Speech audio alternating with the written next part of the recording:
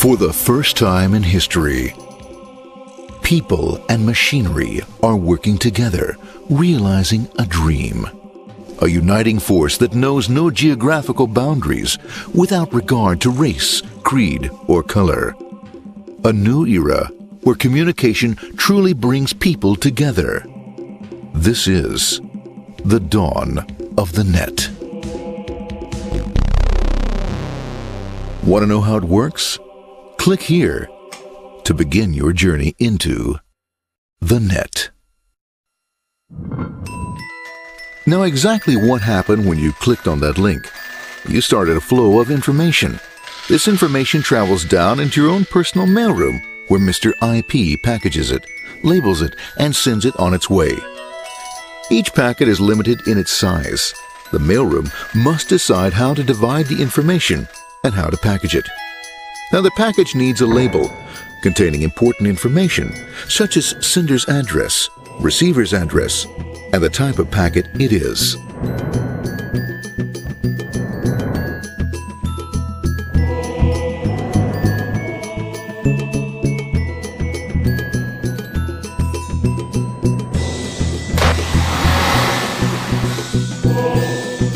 Because this particular packet is going out onto the internet, it also gets an address for the proxy server, which has a special function, as we'll see later.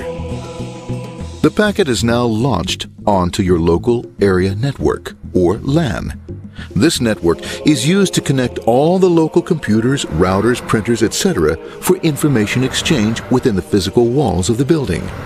The LAN is a pretty uncontrolled place, and unfortunately, accidents can happen.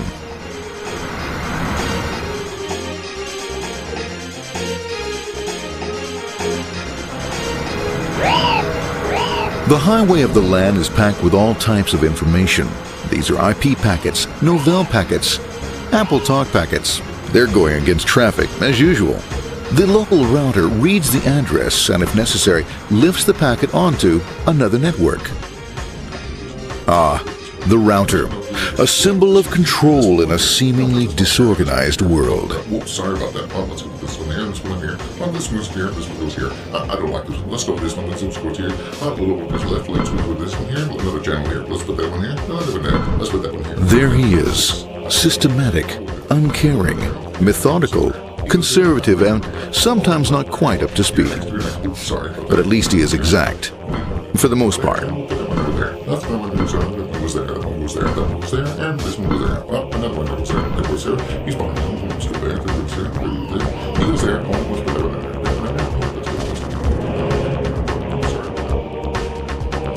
there. As the packets leave the router, they make their way into the corporate intranet and head for the router switch.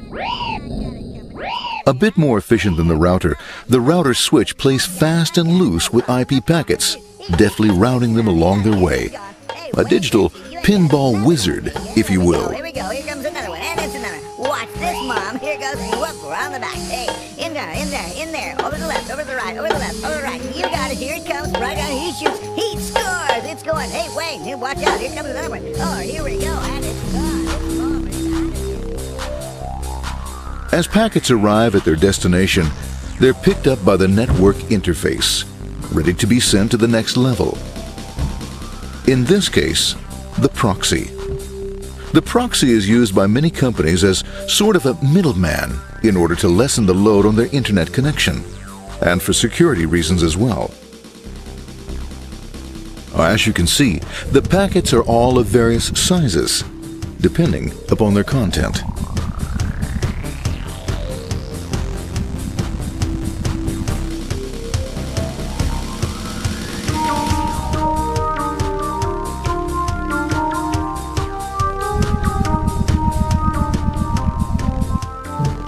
The proxy opens the packet and looks for the web address, or URL. Depending upon whether the address is acceptable, the packet is sent on to the internet.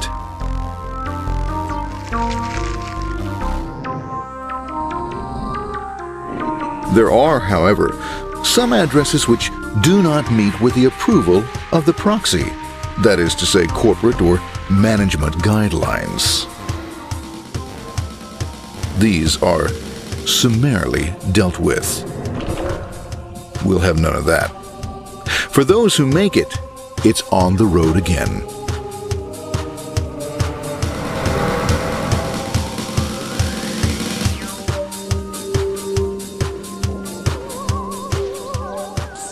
Next up, the firewall. The corporate firewall serves two purposes. It prevents some rather nasty things from the internet from coming into the intranet, and it can also prevent sensitive corporate information from being sent out onto the internet. Once through the firewall, a router picks up the packet and places it onto a much narrower road, or bandwidth, as we say. Obviously, the road is not broad enough to take them all. Now you might wonder what happens to all those packets which don't make it along the way. Well, when Mr. IP doesn't receive an acknowledgement that a packet has been received in due time, he simply sends a replacement packet. We are now ready to enter the world of the Internet. A spider web of interconnected networks which span our entire globe. Here, routers and switches establish links between networks. Now, the net is an entirely different environment than you'll find within the protected walls of your LAN. Out here, it's the Wild West. Plenty of space, plenty of opportunities, plenty of things to explore and places to go. Thanks to very little control and regulation, new ideas find fertile soil to push the envelope of their possibilities. But because of this freedom, certain dangers also lurk. You'll never know when you'll meet the dreaded ping of death. A special version of a normal request ping, which some idiot thought up to mess up unsuspecting hosts. The paths our packets take may be via satellite, telephone lines, wireless, or even transoceanic cable. They don't always take the fastest or shortest routes possible, but they will get there. Eventually. Maybe that's why it's sometimes called the worldwide wait. But when everything is working smoothly, you can circumvent the globe 5 times over at the drop of a hat. Literally. And all for the cost of a local call or less. Near the end of our destination, we'll find another firewall. Depending upon your perspective as a data packet, the firewall could be a bastion of security or a dreaded adversary. It all depends on which side you're on and what your intentions are. The firewall is designed to let in only those packets that meet its criteria.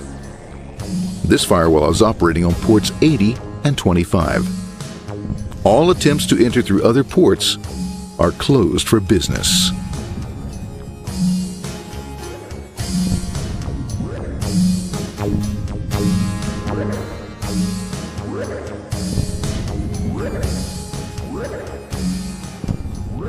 Port 25 is used for mail packets, while Port 80 is the entrance for packets from the Internet to the web server. Inside the firewall, packets are screened more thoroughly. Some packets make it easily through customs, while others look just a bit dubious. Now, the firewall officer is not easily fooled, such as when this ping of death packet tries to disguise itself as a normal ping packet. It's okay, go on, it's okay, no problem. Have a nice day, be out of here, bye. For those packets lucky enough to make it this far, the journey is almost over. It's just a lineup on the interface to be taken up into the web server. Nowadays, a web server can run on many things, from a mainframe to a webcam to the computer on your desk. Or why not your refrigerator? With a proper setup, you can find out if you have the makings for chicken cacciatore or if you have to go shopping. Remember, this is the dawn of the net. Almost anything's possible. One by one, the packets are received, opened, and unpacked. The information they contain, that is, your request for information, is sent on to the web server application.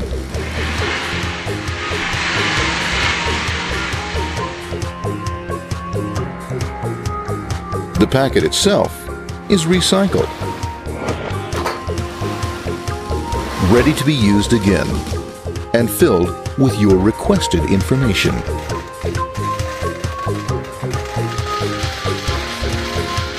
Addressed and sent out on its way back to you. Back past the firewall, routers, and on through to the internet. Back through your corporate firewall.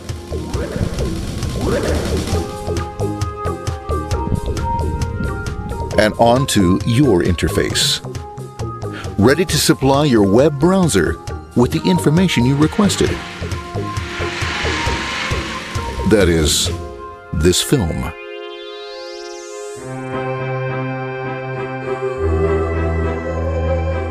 Pleased with their efforts and trusting in a better world, our trusty data packets ride off blissfully into the sunset of another day, knowing fully they have served their masters well. Now, isn't that a happy ending?